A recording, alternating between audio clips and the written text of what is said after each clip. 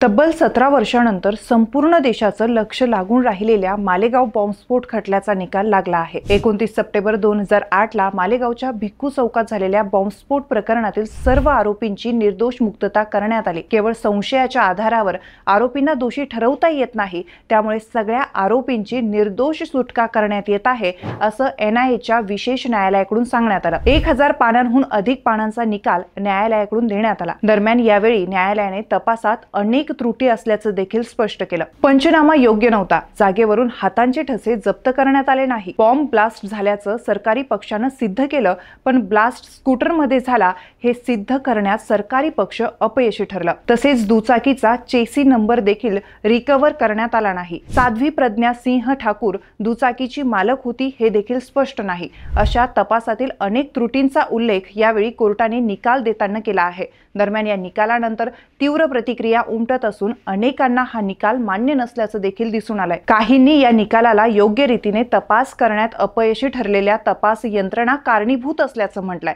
तर काहींनी या निर्णयाविरोधात हायकोर्टात जाण्याची तयारी दर्शवली आहे। एकूणच सगळ्या गोष्टी पाहता या निकालामुळे वातावरण तापण्याची शक्यता असल्याचं दिसून येत आहे। तर यावर तुमचं मत काय आहे ते आम्हाला कमेंट करून नक्की सांगा आणि आमच्या ऑनलाईन नेत्याच्या सर्व प्लॅटफॉर्मला लाईक, शेअर आणि आमच्या YouTube चॅनलला सबस्क्राईब करायला विसरू नका।